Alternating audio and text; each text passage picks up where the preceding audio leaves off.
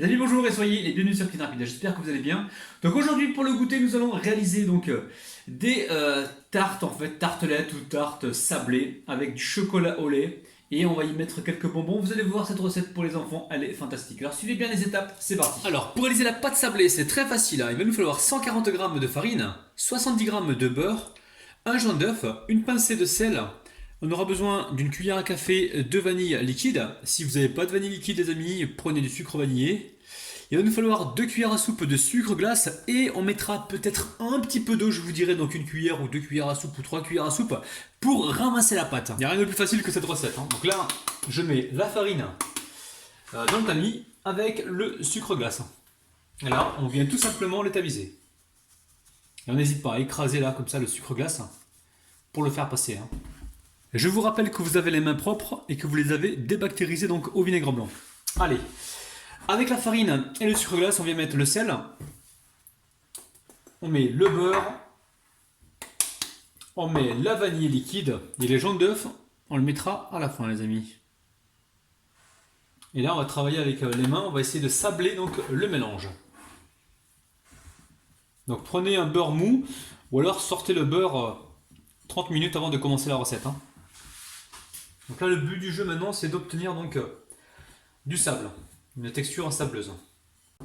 Alors, en fonction du type de farine que vous avez des farines qui absorbent plus d'humidité que d'autres, et donc peut-être qu'il va falloir de l'eau ou peut-être pas, les amis, hein. C'est en fonction de la texture de la pâte. Donc là, on va rajouter le jaune d'œuf. Il faut savoir que le jaune apporte lui aussi de l'humidité, donc attention à ce niveau-là. Et là, on va essayer de former la pâte en boule. Et je pense qu'il n'y aura pas besoin de rajouter d'eau, hein. L'eau, vous le réservez une cuillère à soupe ou 2 cuillères à soupe seulement si la pâte, vous voyez qu'elle a besoin d'un petit peu d'humidité pour se former en boule. Donc là, c'est pas le cas. Alors la pâte, il n'y a pas besoin de la travailler, on va juste la former en boule et la débarrasser directement donc dans un papier film. Allez, on saupoudre de farine comme ça. Rapidement, hop là. Ensuite, on récupère du papier film et on vient mettre la pâte directement dans le papier film. Hop là. Et là, direction le frigo, les amis, il faut que ça repose au moins, franchement, 2 heures. 2 heures au frigo, sinon vous le faites la veille pour le lendemain. Ensuite, vous sortez votre pâte du frigo, donc là, elle a durci un petit peu, elle a bien refroidi. On vient ici la fariner comme ceci. Alors, on va la mélanger. On la mélange bien comme ça, rapidement. Une fois après, on la reforme comme ça en boule aplatie. On la remet dans la farine. Et là, on va pouvoir l'étaler.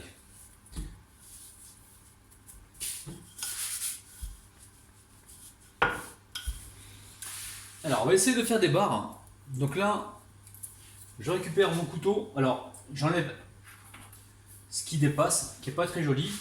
Et je vais essayer de faire des bandes. Donc on va dire, on va essayer de se prendre un repère avec le mètre. Ouh, pardon pour vos oreilles. On va se faire des bandes d'environ 7 cm, hein.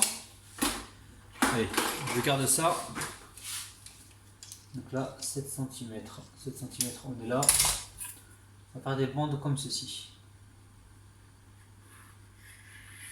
Alors bien sûr, on va les régulariser et on va couper les bords en fait pour avoir des belles bandes. Donc on n'hésite pas à reprendre la farine, hein. Hop, on en remet un peu, on en remet dessous pour pas que ça colle. Ici, je reviens comme ceci, et je coupe là et je coupe là. Alors là, on récupère les extrémités, on les forme en boule. Et là, on garde nos bandes sur un endroit, donc un espace fariné. On les garde comme ça de côté pour l'instant. Alors vous pouvez très bien les remettre au réfrigérateur s'il fait trop chaud chez vous. Allez, ensuite, alors ce qui serait bien les amis, c'est hop là, de prendre cette bande là et de l'utiliser donc comme repère. Donc là, on va essayer de... Peut-être que je vais plus en sortir comme ça. Regardez, je le mets comme ça. Ici, je viens, vous voyez bien les amis, je regarde que vous voyez bien. Donc c'est parfait. Alors, vous découpez ici à ce niveau-là. Et on va venir couper là aussi. Comme ça, on aura des bandes identiques. Là, je vais encore déplacer la bande. Et je continue, je fais pareil. Alors là, je récupère donc le restant de pâte. Et on va essayer de faire donc les bordures. Alors si vous voulez en faire plus, les amis, vous doublez les quantités. Hein. Donc là, je reprends la farine. Hop. Et je réétale ma pâte. Donc là, le but du jeu maintenant, c'est de faire les bordures ici. Alors, je récupère une bande. Donc prenez de préférence celle qui est la moins abîmée. Et là, pareil, on va venir pas faire des rectangles, mais on va essayer de récupérer des bordures. Donc là, ça, on l'enlève. On enlève ça également. Ce côté-là. Je vais faire, hop là. Attendez, alors là, je vais couper à ce niveau-là. Donc là, on va faire les bordures. Hein. Je vais vous montrer, c'est très très simple. On enlève toujours les extrémités. Alors, on va prendre ici, là, à ce niveau-là. Hop là, vous voyez bien les amis? Est-ce que vous voyez bien? Oui. Et on va donc disposer ça directement sur les pâtons. Alors là, on enlève l'excédent de farine.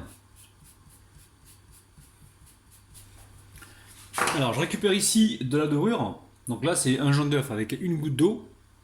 Je viens badigeonner donc juste les bords. Là, il faut juste humidifier en fait les bords. Hein. On va faire ce côté-là aussi. Et là, je vais venir déposer mes bandes. Alors, j'en coupe deux.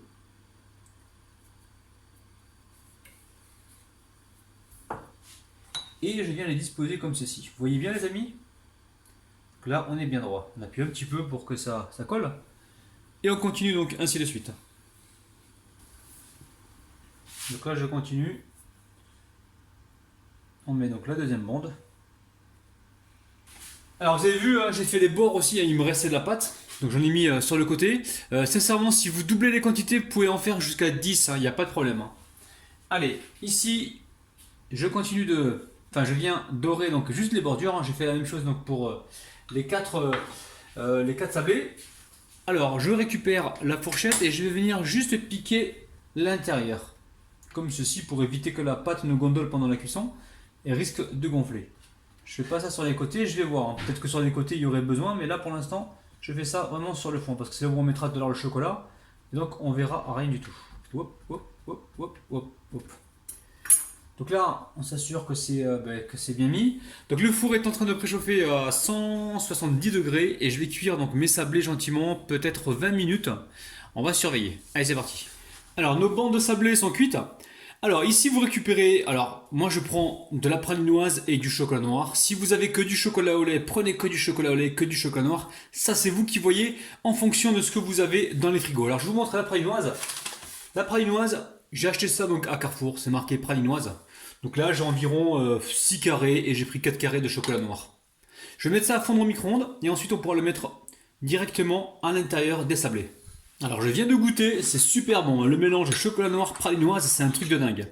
Alors quand vous le sortez du micro-ondes, assurez-vous qu'il soit juste fondu, hein. À peine, hein. Et vous le mélangez comme ceci. Donc si vous vous retrouvez avec des grumeaux comme ça de chocolat et de pralinoise, ça sera pour la gourmandise, il n'y a aucun problème. Alors, j'espère que vous voyez bien, je récupère donc un petit peu de pralinoise, enfin de mélange chocolat pralinoise, et je viens en mettre donc à l'intérieur des sablés. On va essayer de faire ça proprement. Je vais faire la même chose sur l'ensemble de mes sablés. Donc c'est pour ça que ça ne sert à rien de trop chauffer au départ de mélange de chocolat et pralinoise. Vous allez vous retrouver avec un reste. Donc dès le départ, vous en mettez un petit peu et puis vous rajoutez s'il y a besoin. Comme ça on évite le gaspillage. On va essayer une technique. J'espère qu'elle va fonctionner. Hop là. Oui bien les amis, là je suis en train de pousser comme ceci. Je répartis bien le chocolat partout. Je le tapote légèrement, il faut le cajoler ce chocolat, parce qu'il est bon. Miam miam mes amis.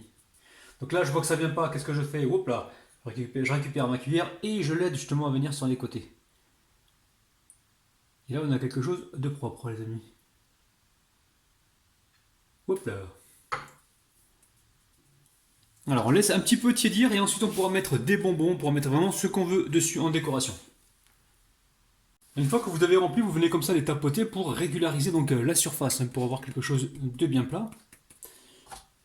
Comme ceci. gentiment. Et là, on va laisser tiédir avant de mettre les bonbons dessus. Alors, j'ai commencé ma décoration avec des bonbons. Vous prenez ce que vous avez dans les placards, les amis. Si vous avez des pépites de chocolat, vous en mettez. Pépites de chocolat blanc, c'est vous qui voyez. Donc moi, j'avais des bonbons, je me suis dit, je vais les utiliser. Alors, vous en mettez autant que vous voulez. Et surtout, vous intercalez donc les couleurs. Vous ne le faites pas aussitôt. Attendez vraiment que le chocolat soit bien tiédi avant de faire ça. Et ensuite, au niveau de la cuisson, moi, j'ai mis environ 18 à 20 minutes, les amis, à 170 degrés. Donc après, c'est à vous de gérer le temps de cuisson selon le four que vous avez. Alors, je suis en train de voir. Il faut que je mette du marron, hop là ici, et du orange. Les amis, regardez-moi cette petite beauté pour le goûter, c'est un truc de malade. Allez, nous passons tout de suite aux dédicaces. On dédicace aujourd'hui Agnès, Nounou, Islam, Fadila, Ida, Myriam, Anis, Solange et pas tous les amis. Oh là là là là. Bon, ce qui serait bien, c'est de passer ça donc au réfrigérateur, au frigo, environ 1 heure pour que le chocolat durcisse un petit peu et pour qu'on ait donc ce joli croquant en bouche. Les amis, franchement, moi ça me fait envie. Par contre, je vais me contenter d'une seule bouchée parce que là, je vois bien le truc partir tout de suite. Franchement, pour le goûter des enfants, vous allez faire des heureux. Allez, assez parlé, c'est parti. Oh là là, regardez-moi ça les amis. Ouh là là là là. Non mais les amis, franchement, qu'est-ce que vous voulez que je vous dise? C'est super bon quoi. C'est un truc de dingue, ça va plaire aux enfants. Mais franchement, faites la recette, vous allez voir, vous allez vraiment faire des heureux. On va souvent vous réclamer donc ce petit goûter qui a l'air vraiment sympathique les amis.